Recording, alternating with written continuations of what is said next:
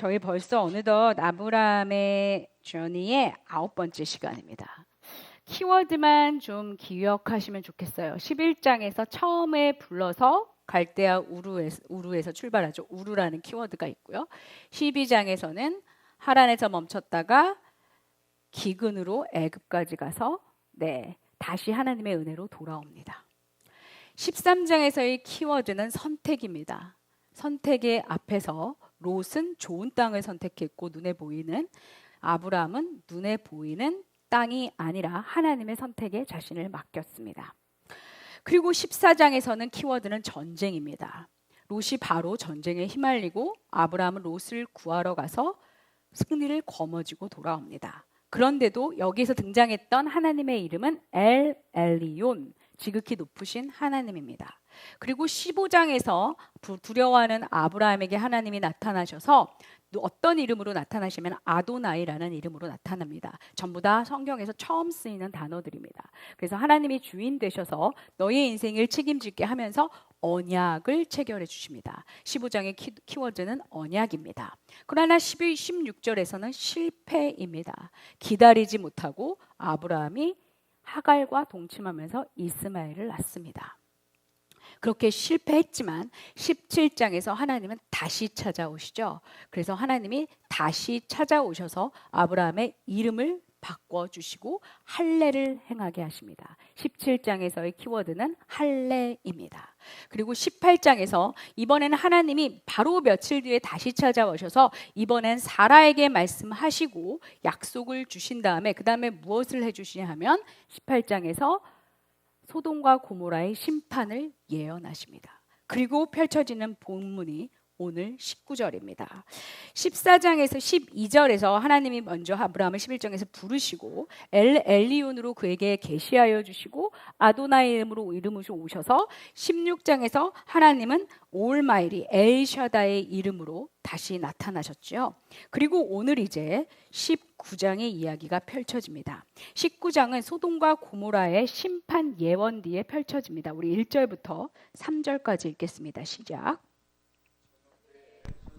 소돔에 이르렀다. 롯이 소돔성 어귀에 앉아 있다가 그들을 보고 일어나서 맞으며 얼굴을 땅에 대고 엎드려 청하였다.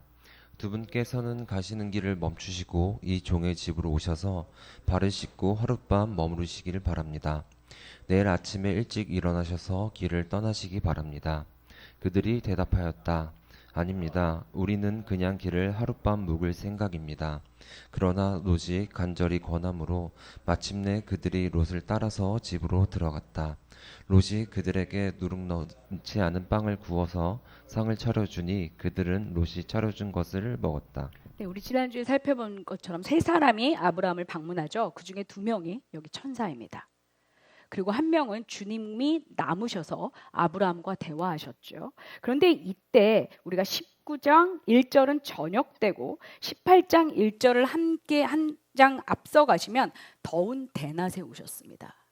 그러니까 아브라함과 만난 다음에 밤새 이렇게 낮에 걸어서 저녁 때에 천사가 소돔에 이른 거죠. 그래서 학자들마다 의견이 굉장히 분분합니다. 30km 정도의 거리였을 거고 이 소돔은 사해 남단에 있을 것이다. 북단에 있을 것이다. 그리고 어떤 학자들은 추정할 수 없다. 왜냐하면 천사기 때문에 걸어가는 거리가 일정하지 않다. 빨리 축지법 같이 빨리 쓸 수도 있고 그래서 별다른 의미가 없다. 근데 이것은 별로 중요한 것은 아닙니다. 천사들이 소돔을 방문했을 때 롯이 소돔상 어귀, 그러니까 성문 앞에 앉아 있었다는 게 중요합니다. 14장에서 롯은 전쟁으로 죽을 고비를 넘겼습니다. 그런데 소돔을 떠나지 않고 다시 돌아간 겁니다. 그러니까 롯은 하나님이 말씀하시는 경고나 주변의 사인을 보고 전혀 깨닫는 바가 없는 겁니다. 영적으로 무감각합니다. 우리가 항상 기도해야 될 것은 하나님 저에게 영적인 감각을 주세요. 지금 제 주변에서 일어나는 일들, 사람들이 스치듯이 나에게 말한 것들, 자녀가 혹은 주변 사람이 나에게 이야기한 것들에 대해서 진지하게 하나님의 음성일 수 있다고 받아들여야 합니다.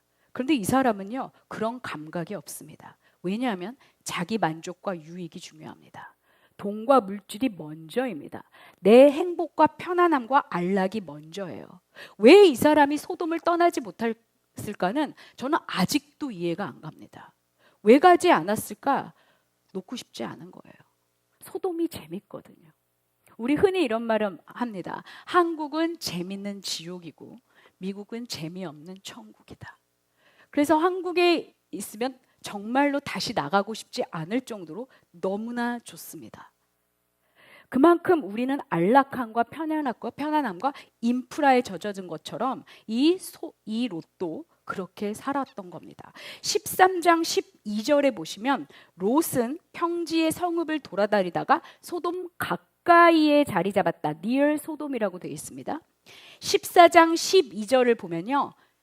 near 소돔에 있던 사람이 롯은 들어갑니다. 어디로 가요? 소돔 안으로 들어가요. 인더 소돔에 살았습니다. 인 소돔에 삽니다. 그리고 19장 1절에는요. 성문에 앉아 있습니다. 이게 무엇을 얘기하는 걸까요?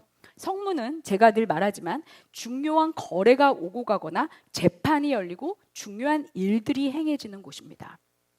그래서 보아스도 그 룻을 맞이하기 위해서 성문 앞에 가잖아요. 근데 롯은요 장사했던 사람이 아닙니다. 유목민이었어요. 근데 성문 앞에 앉아 있었다는 것은 이 사람이 소돔의 중심 인물이어서 재판관 역할을 했을 것이다 라고 학자들이 추정하고요. 이것을 뒷받침해주는 성경 구절이 9절입니다. 롯에게 사람들이 말하죠. 네가 감히 재판관 행사를 해? 라고 말하잖아요. 그러니까 롯은요 소돔에서 그냥 돈만 벌려고 간 게 아니라 거기에서 주도적이고 적극적으로 깊이 인발부해서 살았던 사람입니다. 그런데 롯은 천사들을 보자 땅에 엎드려 자신의 집에 모시고 갑니다. 물론 이 손님 접대라는 것은 저번 주에도 설명했지만 이들의 의무입니다. 그런데 롯은 알고 있었어요. 이 소돔성이 안전하지 않구나. 저녁에는 큰일 나는구나 하고 간청한 겁니다. 이미 이 도시가 하나님의 법 밖에 있다는 것을 그는 알았습니다. 그런데도 여전히 여기에 있는 겁니다. 어떤 분들은요 롯이 누룩 없는 빵을 주었다는 것을 엄청 상징적으로 해석하는데 이거는 그럴 필요가 없습니다. 당시에는 유월절 전이었고요. 누룩 없는 빵을 줬다는 것은 발효시킬 시간이 없어서 준 것뿐입니다. 여기에 깊이 의미를 부여할 필요는 없습니다. 어쨌든 이제 일이 일어납니다. 우리 4절과 5절 한번 읽을까요? 시작. 그들이 잠자리에 들기 전에 소돔성 각 마을에서 젊은이 노인 할 것 없이 모든 남자가 몰려와서 그 집을 둘러쌌다. 그들은 롯에게 소리쳤다. 오늘 밤에 당신의 집에 온 그 남자들이 어디에 있소? 그들을 우리에게로 데리고 나오시오. 우리가 그 남자들과 상관을 좀 해야겠소. 여기서 상관이라는 말은 성관계를 노골적으로 이끄는 단어입니다.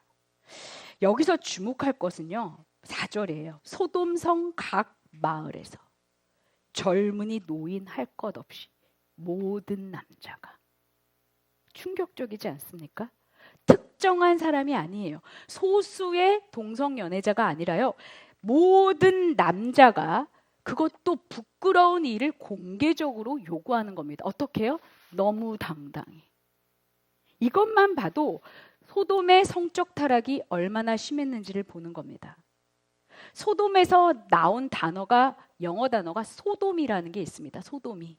이 단어는 남색, 동성연애를 뜻하는 단어입니다. 그리고 소도마이트라는 영어 단어가 있습니다. 소돔에서 유래한 단어는 동성애자라는 뜻입니다. 그만큼 소돔은 아주 동성애로 가득 찬 도시였다는 거예요. 결국 이것을 통해 우리가 알 수 있는 것은 하나님이 이 도시의 심판을 더 이상 보류할 수 없으시다. 그리고 아브라함이 그렇게 기도했는데 하나님이 이 도시를 심판하실 수밖에 없다는 것을 보여주는 겁니다. 하나님의 공의는 무시한 채 사랑의 하나님만 붙잡는다고 해서 죄의 결과가 없어지지 않습니다. 하나님은 사랑의 하나님이셔서 죄는 분명히 용서하시지만 우리에게 죄의 결과는 반드시 따라옵니다. 그래야 하나님이 공의로우신 분이니까요. 요즘은요. 기독교인이라고 해도요. 이 동성애를 열린 마음으로 포용해 주면 약간 진보적이고 깨시민이라는 의식이 있는 것 같아요. 제 주변에서도요. 그래서 막 동성애에 대해서 이렇게 거부하면 굉장히 골타분한 사람, 말이 안 통하는 사람, 굉장히 보수적이고 뭐라 그럴까 좀 꼰대 스타일로 보는 것 같아요. 그렇게 물론 뭐 교묘하게 조작을 했겠지만, 그래서 심지어 미국과 유럽의 보수적인 복음주의라고 말하는 교단에서 대부분도요, 두세 개의 교단을 빼놓고는 동성애를 헌영하고 심지어 동성애 목사님과 교육자들이 판을 칩니다. 왜 이들이 그러냐면 성경 구절이 잘못됐다는 거고, 그리고 더 이상 우리는 구약의 율법에 지배받지 않는 신약의 사람들이라는 게 이들의 주장입니다.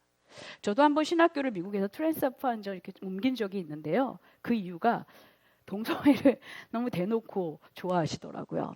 그래서 굉장히 힘들었습니다. 그래서 이제 다른 신학교로 옮겨서 졸업을 했는데, 어쨌든 하나님 말씀이 기준이 아닌 거예요.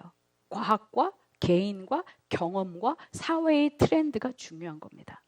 그러나 성경은요, 구약과 신약 동일하게 동성애는 죄라고 분명히 말합니다. 동성애는요, 하나님이 처음으로 세우신 가정의 질서를 파괴합니다. 하나님이 창세기에서 말씀하신 너희는 생육하고 번성하라는 그 명령을 제일 먼저 거부하는 게 동성애입니다. 아기를 가질 수 없잖아요. 그래서 차별금지법은요, 우리가 목숨을 걸고 막아야 하는 겁니다.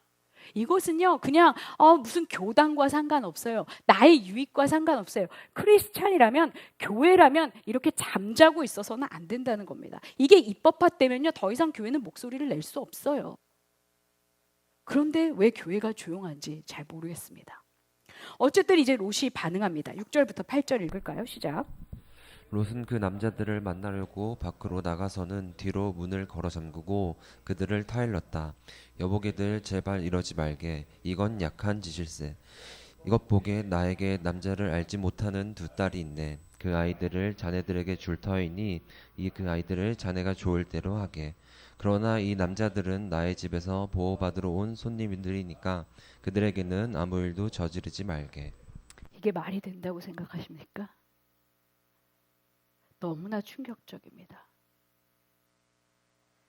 아무리 당시 풍습이요, 집에 들어온 손님을 위해서 자기 목숨을 바꾸할 만큼 그들을 보호한다는 그 당시의 풍습이 있었지만 이거는 말이 안 됩니다. 14절에 보면 롯의 딸들은 이미 약혼자가 있었어요. 고대 근동 법전들에서는 약혼한 여자를 강간할 경우는 사형에 처한다는 법도 있었습니다. 롯이 미치지 않고는 이런 일을 할 수가 없어요.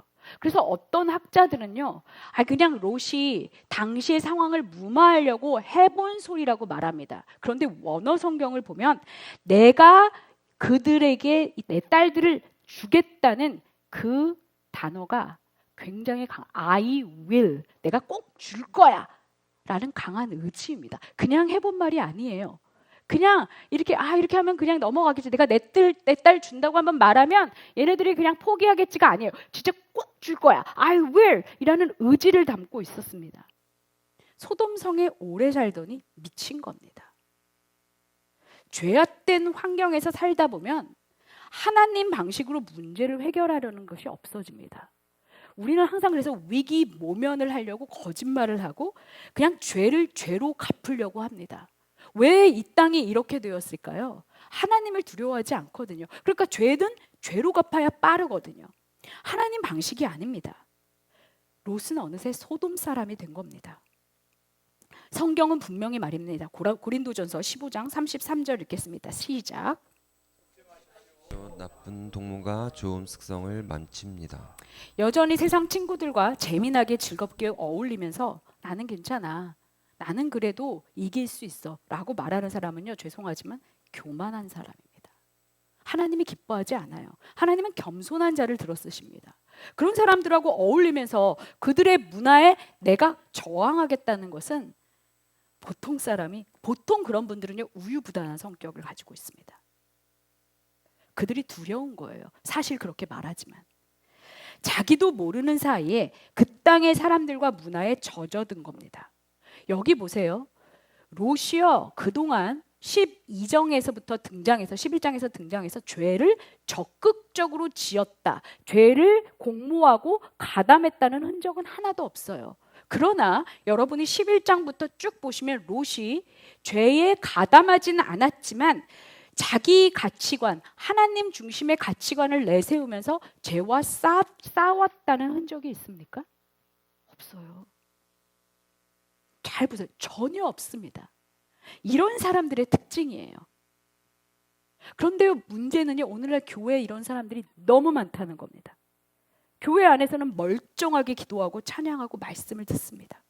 그런데요, 세상으로 나가면 숨습니다. 대놓고 죄를 지을 깡도 없어요. 그냥 세상과 부딪히지 않게 내가 친한 사람 비율을 좀 덜 건드리려고, 세상에서 좀 그래도 괜찮게 살기 위해서 비율을 맞추고 타협을 합니다. 근데 성경은 우리에게 뭐라고 합니까? 히브리서 12장 4절은 분명히 뭐예요? 죄와 싸우기를 어디까지 하라고 돼 있습니까? 피 흘리까지. 근데 우리는요, 정작 피 흘릴까 봐 무서워서 타협하는 겁니다. 어쩔 수 없었어. 세상에 살다 보면 어쩔 수 없어. 그런데 그렇다고 죄의 결과가 피해갈까요? 아닙니다. 여러분, 고린도전서 15장 33절은 말씀이에요. 나쁜 동무가 좋은 습성을 망친다. 내 주변에 나를 자꾸 세상 가치관으로 몰고 가고 나를 자꾸 하나님에서부터 멀어지게 하는 친구는요, 여러분 끊어내셔야 합니다. 아, 나는 얘를 몇십 년 동안 알았는데, 아니요, 끊어내셔야 돼요. 제가 한 30년 전에 저희 남편하고 처음 이제 결혼을 했는데요. 이제 이거는 그냥 우스갯소리입니다. 제가 제 친구, 그 당시에는 이 젊은 층들은 모르겠지만 함이라는 게 있었어요. 함이 들어오고 나갑니다. 근데 뭐 목사가 무슨 뭐 얼마나 돈이 있었겠어요. 뭐 함잡이 이런 것도 안 했죠, 저희는. 근데 제가 친구들 함 그런 데를 갔다 오면 시험에 드는 거예요. 걔네들은 막 이렇게 폐물들이 막 주렁주렁이고 집에 가면 막 이런데 나는 받은 게 없는데. 그러니까 이게요, 알아요. 그게 아무 소용이 없다는 걸. 그런데요, 상대적으로 갔다 오면 초라해지는 겁니다. 이게 뭐지? 그래서 제가 결심을 했어요. 다시는 안 가. 그래서 제가 모든 대학 친구들, 고등학교, 중학교 친구를 다 끊었습니다. 안 갔어요. 결혼식도 안 갔고요. 내가 왜 걔네들하고 영원히 이별이 아니라 내가 하나님 앞에서 견고해질 때까지, 그런 것들이 내 눈에 아무 의미가 없고 내 마음에 바더를 안 할 때까지 나는 만나지 않으리라. 제가 그리고 아직까지 안 만난 친구들이 대부분입니다. 여러분, 끊어내셔야 해요. 안 그러면 사람은 흔들립니다. 자, 잘 맞춰줬던 롯이 더 큰 위기를 만나요. 이게 세상사입니다. 9절부터 11절 읽을까요? 시작. 그러자 소돔의 남자들이 롯에게 비켜서라고 소리를 지르고 나서 이 사람이 자기도 나그네 살이를 하는 주제에 우리에게 지팡관 행세를 하려고 하는구나. 어디 그들보다 당신이 먼저 혼 좀 나보시오 하면서 롯에게 달려들어 밀치고 대문을 부수려고 하였다. 안에 있는 두 사람이 손을 내밀어 롯을 안으로 끌어들인 뒤에 문을 걸고 그 집 대문 앞에 모여든 남자들, 젊은이들, 노인 할 것 없이 모두 쳐서 그들의 눈을 어둡게 하여 대문을 찾지 못하게 하였다. 저는 이 구절을 읽으면서 되게 슬펐습니다.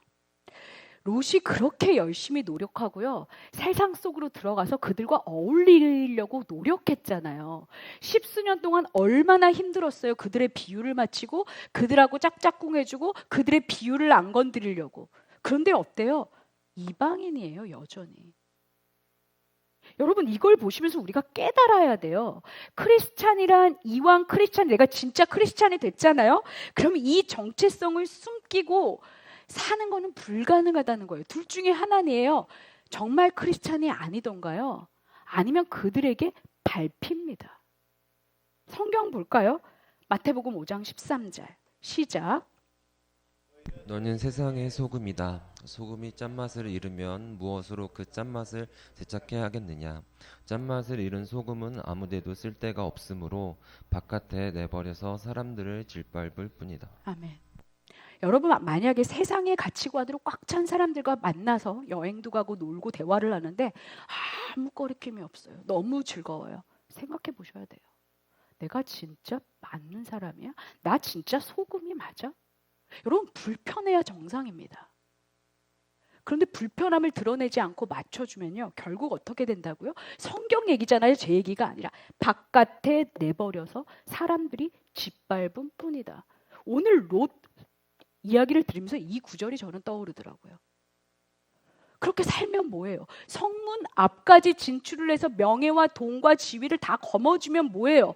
사람들에게 무시당하는데. 야, 너는 어디서 굴러먹다 오네야? 라는 겁니다. 그러면서 12절, 13절을 볼까요? 시작.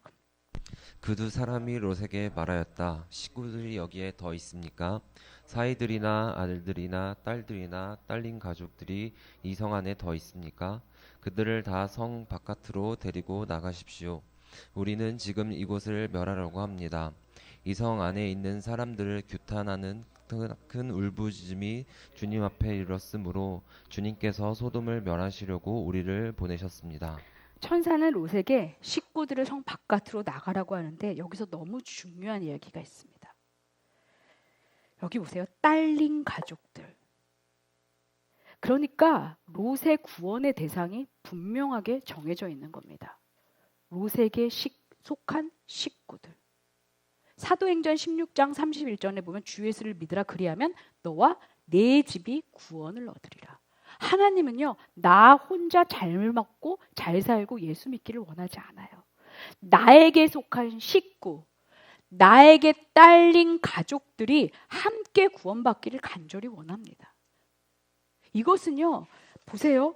여기 창세기 19장 12절 13절에도 나와 있지만 신약에서도 동일하게 사도행전 16장 31절에 나와 있습니다. 너무나 중요한 논리입니다. 어떤 것보다 먼저 기도의 제목이 돼야 된다는 말이죠. 그러자 롯이 움직입니다. 14절 읽을까요? 시작. 롯이 나가서 자기 딸들과 약혼한 사익감들에게 이 사실을 알렸다. 롯이 그들에게 말하였다. 서두르게 이 성을 빠져나가야 하네. 주님께서 이 성을 곧 멸하실 걸세. 그러나 그의 사익감들은 그가 농담을 한다고 생각하였다. 이 부분도 너무 슬픕니다. 그렇게 경제력과 사회의 지위를 이루었음에도 롯은요, 사회에서도 그렇고 가정에서도요, 전혀 영향력이 없는 사람입니다. 그냥 왕따예요. 그냥 농담으로 받아들인 겁니다. 정말 조금이라도 사위들이 롯을 존경하는 마음이 있었다면 귀 기울여 듣지 않겠어요? 아버님이 저렇게 말하니까 뭔가가 있나 본데? 근데 롯은요, 그런 사람이 아닌 거예요. 참 웃기는 소리 하고 있네. 너무나 롯이 슬픕니다. 저는 롯의 인생을 보면서. 얼마나 열심히 살았을까요? 근데요, 아무런 영향력이 없어요. 오늘날도 사람들은요, 이런 걸 진리를요, 농담으로 여깁니다. 하나님이 세상을 창조하셨어. 예수님이 곧 오셔. 예수님이 오시면 우리에게 심판이 있고 영생과 멸망의 갈림길에 놓일 거야. 이거를 농담으로 여깁니다. 그러면서 말합니다. 나 아직 건강한데? 나 죽으려면 멀었어. 이건요, 믿지 않는 게 아니라 농담으로 여기는 겁니다. 설마 그런 일이 일어나겠어, 나에게. 이제 천사들이 롯을 재촉합니다. 15절부터 17절 읽겠습니다. 시작. 동틀 무렵에 천사들이 롯을 재촉하여 말하였다. 서두르시오. 여기에 있는 부인과 두 딸을 데리고 여기를 떠나시오. 꾸물거리고 있다가는 이 성이 벌을 받을 때 함께 죽고 말 것이오. 그런데도 롯은 꾸물거리자 그 두 사람은 롯과 그의 아내와 두 딸의 손을 잡아 끌어서 성 바깥으로 안전하게 대피시켰다. 주님께서는 롯의 가족에게 자비를 베푸신 것이다. 그 두 사람이 롯의 가족을 성 바깥으로 이끌어내자마자 그 가운데 한 사람이 롯의 가족에게 말하였다. 어서 피하여 목숨을 건지시오. 뒤를 돌아보거나 들에 머무르거나 하지 말고 저 산으로 도피하시오. 그렇게 하지 않으면 죽고 말 것이오. 천사들이 15절에 롯을 재촉한 것을 보면요, 롯이 민그적거리는 겁니다. 그런데 더 쇼킹한 것은요, 천사가 서두르라고 말하는데도 어때요? 롯이 16절에 보면 꾸물거렸다고 돼 있습니다.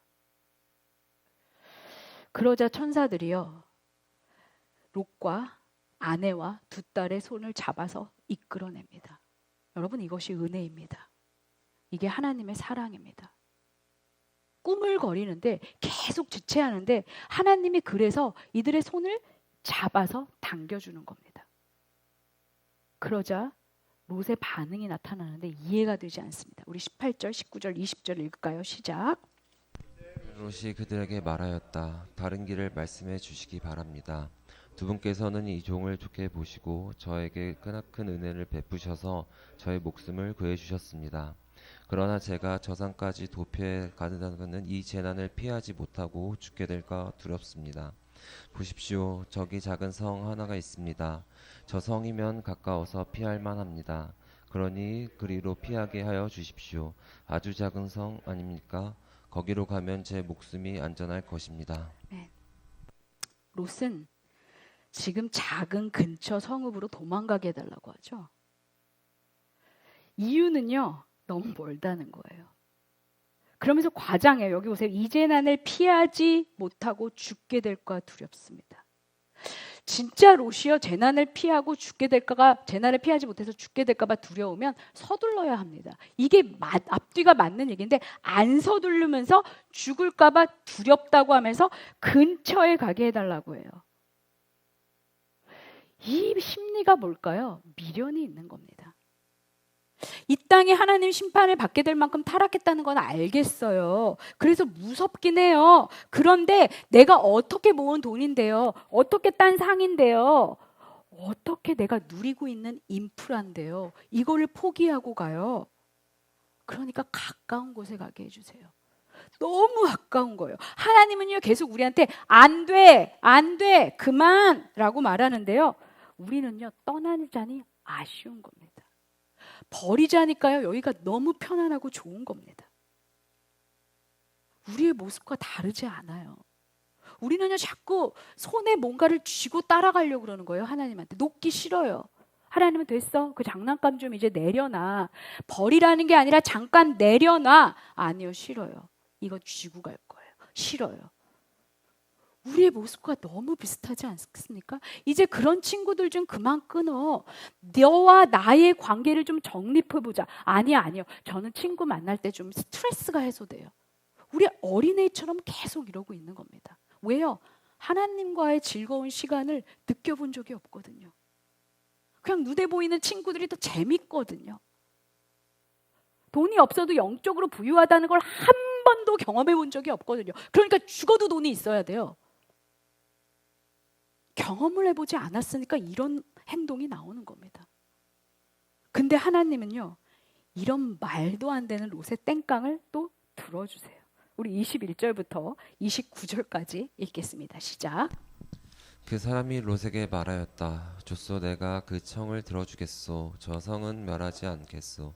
당신 내가 거기에 이르기까지는 내가 아무 일도 하지 않을 터이니 빨리 그리로 가시오. 롯이 그 성을 작다고 하였으므로 사람들은 그 성의 이름을 소알이라고 하였다. 롯이 소알에 이르렀을 때 해가 떠올라 땅을 비췄다. 주님께서 하늘 곧 주님께서 곧 계신 곳으로부터 소돔과 고모라의 유황과 불을 소나기처럼 퍼부으셨다. 주님께서는 그 두 성과 성 안에 사는 모든 사람과 넓은 들과 땅에 심은 채소를 다 엎어 멸하셨다. 롯의 아내는 뒤를 돌아보았으므로 소금 기둥이 되었다. 다음날 아침에 아브람이 일찍 일어나서 주님을 모시고 서 있던 그곳을 이르러서 소돔과 고모라 넓은 들이 있는 땅을 내려다보니 거기에서 솟아오른 연기가 마치 용기 가마에서 나는 연기와 같았다. 하나님은 들에 있는 성들을 멸하실 때 아브람을 기억하셨다. 그래서 하나님은 롯이 살던 그 성들 재앙으로 뒤엎으실 때 롯은 그 재앙에서 건져주신 것이다. 아멘. 하나님은요, 롯의 말도 안 되는 요구를 들어주십니다. 왜냐하면 은혜로운 하나님이시기 때문입니다. 하나님은요, 롯이 여기 보면 소알에 이르기까지 기다려 주셨습니다. 롯이 잘한 게 없습니다. 왜 기다려 주셨을까요? 아브라함의 기도 때문일 수 있습니다. 그러나 다 그런 건 아니에요. 왜 그럴까요? 하나님이 아브라함을 부르실 때 뭐라고 하셨죠? 너는 복의 근원이 될 거야. 하나님은 당신이 아브라함과 한 약속 때문에 롯을 기억해 주셨습니다. 그래서 우리가 기도할 때요, 막 내가 원하는 거 마음대로 말하는 게 아니라 어디에서 보셔야 돼요? 우리 요즘 예레미야에서 보잖아요. 뭐를 놓고 기도합니까? 하나님의 말씀을 붙잡고 그 언약에 의거해서 하나님 앞에 기도하는 겁니다. 그래서 말씀을 알면 알수록 기도는 더 파워풀해집니다. 근데요, 여기서요, 소돔이 롯과 가족이 소알에 이르자 소돔과 고모라의 유황과 불이 내리는데 24절과 25절은 누가 했다고 돼 있습니까? 주님께서. 하나님이 심판하실 수밖에 없었다는 겁니다. 여기 보면 슬픈 일이 납니다. 롯의 아내는 뒤를 돌아보았다. 여기서 뒤를 돌아봤다는 건 그냥 한번 쓱 봤다는 게 아니에요. 히브리어 원어의 단어는요, 열심히 계속 집중해서 바라본 겁니다. 열심히요. 이게 그냥 쓱 한번 쓱 본 게 아니고요. 열심히 골똘히 집중해서 본 겁니다. 왜 그랬을까요? 미련이 있어서. 근데요, 미련이 있어도 이건 뭐예요? 하나님 말씀에 대한 명백한 순종입니다. 롯의 아내는요, 하나님 말씀보다 미련이 더 중요했던 거예요. 거기에 두고 온 게 더 중요한 겁니다. 소돔에 대한 미련이 하나님 말씀에 대한 권위를 이겨버린 거예요. 여러분, 우리는 누구나 선택하며 인생을 살아요. 맞지 않습니까? 크고 작은 일, 오늘 점심 뭐 먹지? 오늘 무슨 옷을 입지? 오늘 어디 가서 만나지? 무슨 커피를 마시지? 우리는 크고 작은 선택을 합니다. 그러나 우리가 선택 앞에서 누구의 선택, 어떤 선택이 이길까 생각해 보면요. 인디언의 체로키 부족에서 선장이 있었어요. 이것은 두 늑대의 이야기라는 것으로 번역이 되었습니다. 추장이 말합니다. 세상에 두 마리의 늑대가 있다. 선한 늑대와 악한 늑대가 있다. 우리 마음에. 이 선한 늑대는 믿음과 신뢰와 양보와 겸손과 인내와 등등. 우리 마음에 악한 늑대가 있다. 이 악한 늑대는 시기와 질투와 욕심과 무욕과 등등, 교만과. 우리 마음엔 끊임없이 두 마리의 늑대가 싸우고 있다. 맞지 않습니까? 사도 바울도 뭐라 합니까? 나는 공고한 사람이다.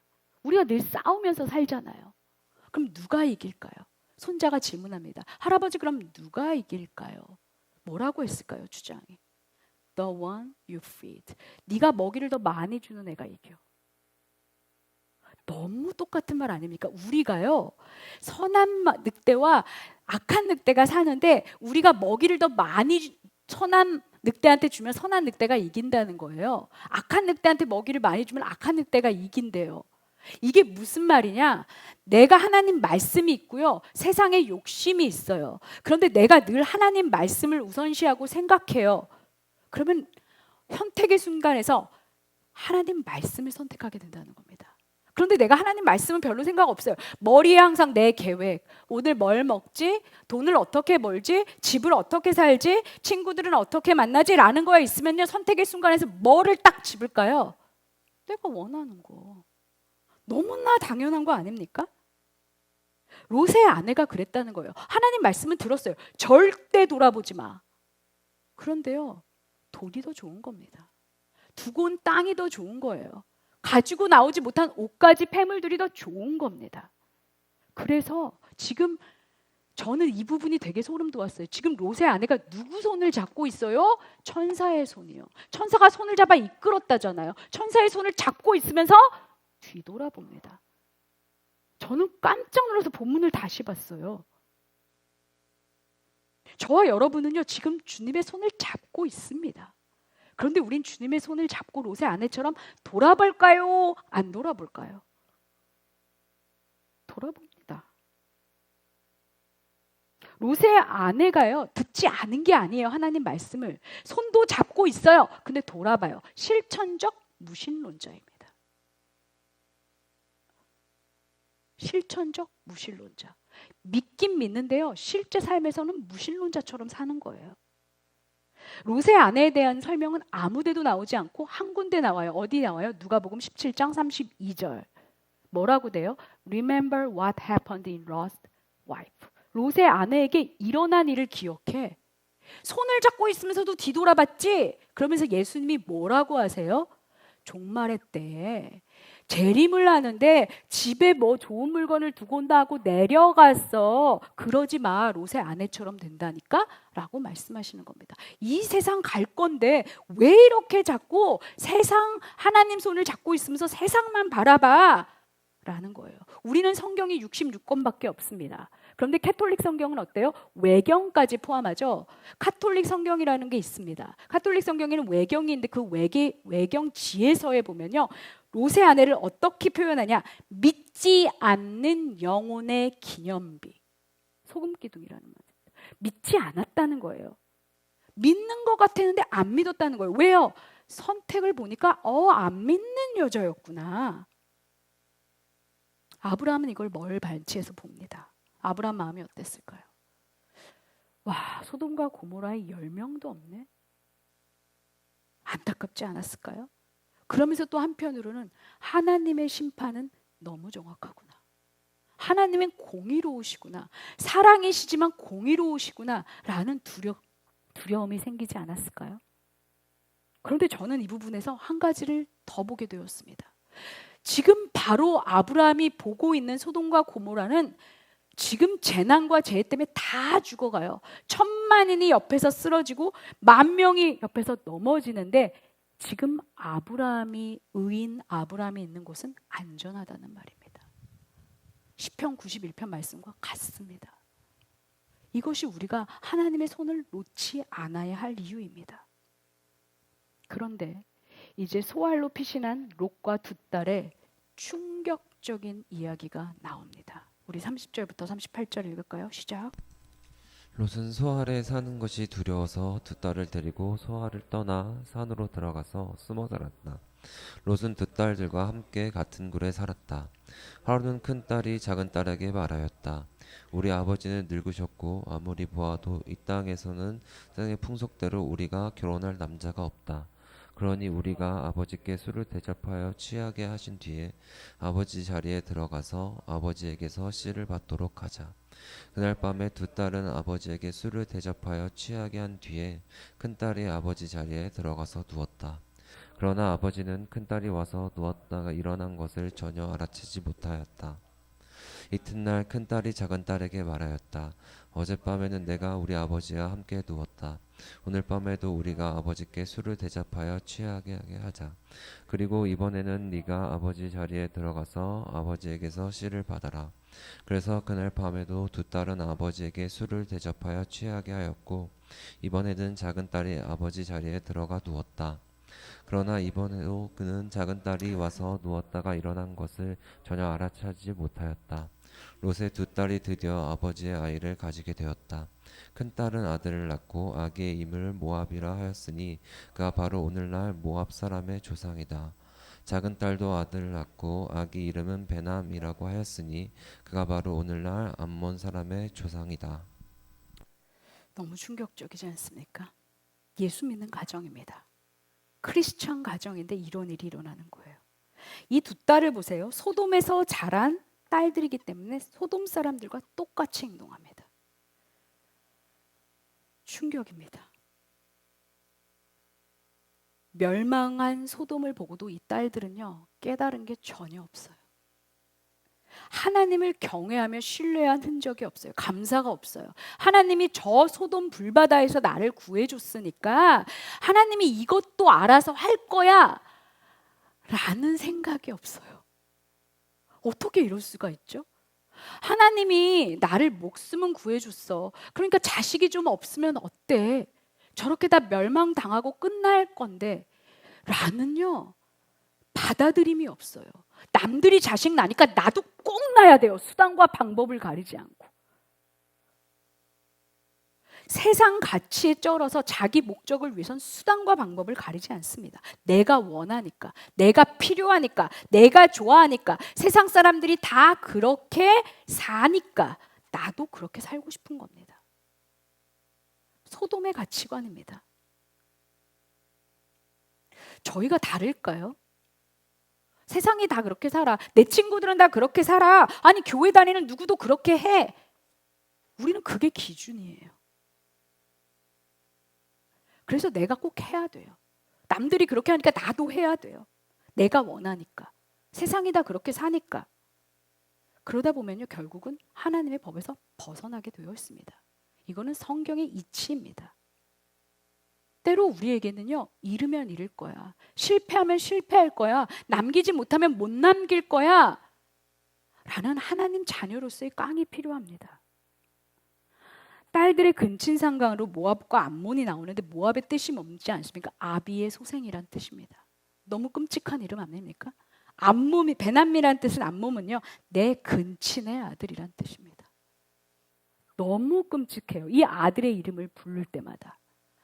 나는 우리 아빠와 이렇게 해가지고 낳은 애야 라는 걸 이름을 계속 부르는 겁니다. 부끄러움이 없잖아요. 어떻게 이름을 이렇게 지을 수가 있습니까? 하나님은요, 이 모압을 목욕통이라고 시편에서 말씀하셨습니다. 모압과 암몬 족속은 여호와의 총하에 영원히 들어오지 못하, 3대 동안 들어오지 못하죠. 그리고 계속 이들은요, 이스라엘을 방해했어요. 그래서 결국 발람의 저주까지 불러들이잖아요. 이건 다 누구 때문에 벌어진 일일까요? 롯 때문입니다. 여러분, 이 자녀 두 딸이요, 아버지를 너무 잘하는 겁니다. 아, 우리 아빠는 좀 죄송해요. 술을 먹으면 죄송해요, 개가 되는구나. 이걸 몰랐으면 이런 걸 꾸미겠습니까? 평상시에 롯이 아버지로서 자녀들에게 보여준 본이에요. 어디에서요? 소돔에 살면서요. 아, 우리 아빠는 술만 먹으면 저런 애 모르는구나. 한번 해볼까? 아니, 술 먹어도 멀쩡하게 취하지 않을 만큼 마셔가지고 제정신이면 딸들이 이런 걸 꾸미겠습니까? 롯은요, 아버지로서의 권위도 없고 의무도 없어요. 두 딸이 아기를 가진 다음에도요, 어떻게 된 일인지 꾸짖거나 후회하거나 나무라거나 회개하는 적도 없어요. 딸들도요, 아버지에게 용서를 구했다는 흔적이 없습니다. 저는 왜 그랬을까 생각해 보면 롯이요, 소돔에서 정착하느라고, 돈 버느라고, 가족들 먹여 살리느라고 더 모으고, 그래서 가족들에게 더 많은 돈을 주고, 더 재미있는 것을 보여주고, 더 좋은 옷을 입히고, 더 좋은 교육을 제공해주고, 더 많은 물질을 주고, 올게닉 푸드를 먹이게 하려고 미친 듯이 돈만 번 거예요. 여러분, 우리 젊은 친구, 저희는 이제 기회가 없지만 아버지가 되실 분들은 들으셔야 합니다. 그까지 올게닉 푸드 좀 먹이고, 더 좋은 교육에 살고, 더 좋은 넓은 집에 살고, 더 좋은 옷을 먹이는데 이 신앙심 좀 보세요. 관심이 없잖아요. 자기 애가 무슨 생각을 하고, 누구와 어울리고, 어떤 가치관을 가지고, 어떤 음악을 보고, 어떤 영화를 듣고, 어떤 게임을 하는지 관심이 있어요? 없잖아요. 왜요? 좋은 옷 입히고 기죽이지 않으려고, 좋은 학원에 가고, 좀 더 넓은 아파트에 살면서 좋은 거 줘야 하니까. 완전한 실패입니다. 이걸 증명해 주는 게 결혼 상대를 구하는 거예요. 여러분, 이 당시에는 자기들끼리 연애했을까요? 아니에요. 누가 정해줘요? 딸을, 자녀를. 아버지가 해주잖아요. 성경을 읽어보면 아버지가 다 중매를 합니다. 그런데 롯이라는 사람은요, 전혀 믿지 않는 사람들의 가정을 가져와요. 어쩌면 롯은 배경을 봤을지도 몰라요. 아, 저 정도면 우리 딸 고생 안 하겠다. 크리스찬이라면서요, 전혀 관심이 없는 겁니다. 크리스찬이라는 사람들이 조건과 외모와 배경만 보고요, 내 감정이 먼저, 내가 좋은데 어떡해. 그래서 불신자들하고 아무렇지도 않게 데이트하고 결혼을 하는 거예요. 심지어 부모님들도요, 너가 좋으면 됐어. 이게 쿨한 부모인가요? 책임 회피입니다. 롯의 삼촌 아브라함을 보십시오. 그 멀리 자기 아들 이삭을 위해 어디까지 보내요, 종을? 네, 그렇게 멀리 떠내서요, 누구를 데려와요? 이삭의 아내를 데리고 오잖아요, 리브가를. 왜요? 여기 가나안 여자들 싫어, 안 돼. 적어도 이 정도는 돼야 되는데 롯은요, 아무것도 없어요. 분명히 제단을 쌓고 예배하는 삼촌과 살면서도 배운 게 없어요. 왜 배우지 못했을까요? 돈이 먼저니까. 돈을 벌어야 되니까. 그러니까 롯의 선택을 보세요. 여러분 이런 롯을 보고 딸들과 사위들과 주변 사람들이 뭐라고 생각했을까요? 아, 무늬만 크리스찬이네. 쟤네들 연애하는 거 봐. 쟤네들 생각하는 거 봐. 쟤네 영화 보는 거 봐. 쟤네 돈 쓰는 거 봐. 아, 입으로만 믿는 사람이구나 하고 무시하는 겁니다. 그래서 밟히는 거예요. 밖에 나가서. 소금이 안 되니까. 롯은요, 딸들과 사위와 주변인들에게도 다 무시당합니다. 다 가진 것 같은데요. 하나도 가지 못한 거예요. 이게 롯의 이야기의 끝입니다. 이게 너무 슬프지 않습니까? 롯에게 더 이상의 기회가 없어요. 이제는 롯에 대해서 아무것도 성경에 기록되지 않아요. 롯을 보세요. 11장부터 보면요. 괜찮은 사람이에요. 할아버지 데라와 삼촌인 아브라함의 양육을 받으면서 자랐어요. 아버지는 비록 없지만. 그리고요. 아브라함이 든든한 후견인이 되어서요. 자수성가를 했어요. 대단한 사람입니다. 백도 있어요. 삼촌이요. 목숨을 걸고 자기를 지켜주고 자기를 위해 중보기도를 해줘요. 단란한 가정도 있었어요. 당시 고대 근동에서는 와이프가 몇 명씩 있었어요. 근데 롯은 어때요? 와이프가 한 명이에요. 아들을 낳기 위해서 첩을 들였어요. 근데 딸도 딱 2명이에요. 정말 잘 사는 것 같아요. 베드로후서 2장 6절부터 8절 읽을까요? 시작. 베드로후서 2장 6절부터 8절입니다. 시작. 그리고 소돔과 고모라 두 성을 잿더미로 만들어 멸망시키셔서 후세에 경건하지 않은 자들에게 본보기로 삼으셨습니다. 그러나 무업한 자들의 방탄한 행동 때문에 괴로움을 겪던 의로운 사람 롯은 구하여 내셨습니다. 그 의인은 그들 가운데 살면서 보고 듣는 그들의 불의한 행실 때문에 날마다 그의 의로운 영혼의 고통을 느끼고 있었던 것입니다. 네, 여기는요 미완료 과거 시제예요. 그러니까 한 번이 아니라 그걸 볼 때마다 고통을 받았다는 겁니다. 그런데요, 이게 다예요. 소돔에 살면서 그들의 악한 걸 보고요 괴로워했어요. 근데 뭐예요? 결단은 안 합니다. 아, 나는 소돔이 너무 힘들어. 왜 저렇게 살지? 라고 계속 불평은 하는데 결단해서 떠나진 못해요. 왜 그럴까요? 가진 게 너무 많아요. 아까워요. 그러니까요. 결국은 남들 보기에는 괜찮은 사람인지 모르겠지만 아무것도 남기지 못한 실패한 인생이라는 말입니다. 찰스 스윈돌 목사님은 여기에 대해서 이렇게 말합니다. 롯이 처음에는 의인이었을 것이다. 거기에 갔을 때만 해도. 그런데 시간의 지남에 따라 거기에 익숙해져 버렸을 것이다. 그러면서 말씀하십니다. 마약 중독자나 알코올 중독자들이 이 중독에서 벗어나면 내가 자유롭게 될 수 있어 라는 걸 알면서도 그걸 끊지 못해요. 그게 좋으니까. 롯도 마찬가지였다는 거예요. 내가 여기서 벗어나야 돼 라는 걸 알면서도 그냥 벗어나지 않는 겁니다. 그러면서 롯은 무디어가는 거죠. 그래서 그는요 스스로 순종할 수 없는 사람이 되었습니다. 너무 슬픈 이야기입니다. 롯에게는 사실 돌이킬 기회가 많았어요. 14장에서 전쟁에서 모든 걸 이기고 아브라함을 따라 나설 수도 있었는데 그는 안 그랬습니다. 전혀 그럴 마음이 없었어요. 결국 롯은요 물질과 가족과 명예와 지위가 있는 것 같았지만요 물질은 사라져 버렸죠. 가족은 해체되었죠. 명예는 땅에 떨어졌죠.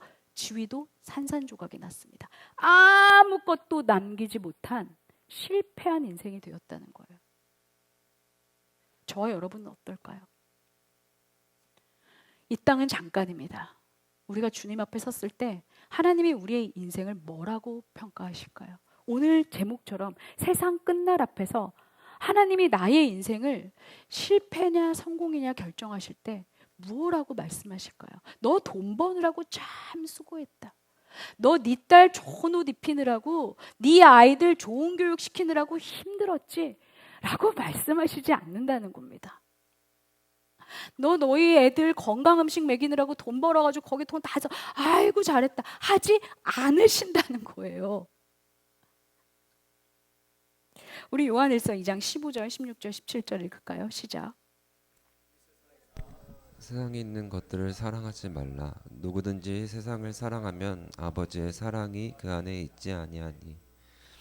이렇게 세상에 있는 모든 것이 육신의 정욕과 안목의 정욕과 이생의 자랑이니 다 아버지께로부터 온 것이 아니요 세상으로부터 온 것이라.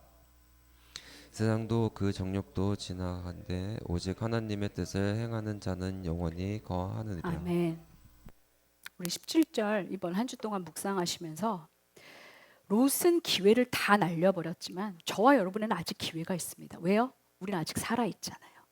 돌이킬 기회가 있습니다. 아직 살아있는 한 우리에겐 기회가 남아있습니다. 그래서 주님 앞에 섰을 때 주님이 우리를 성공한 인생이라고 불러주시기를 주는 저와 여러분 되기를 간절히 원합니다.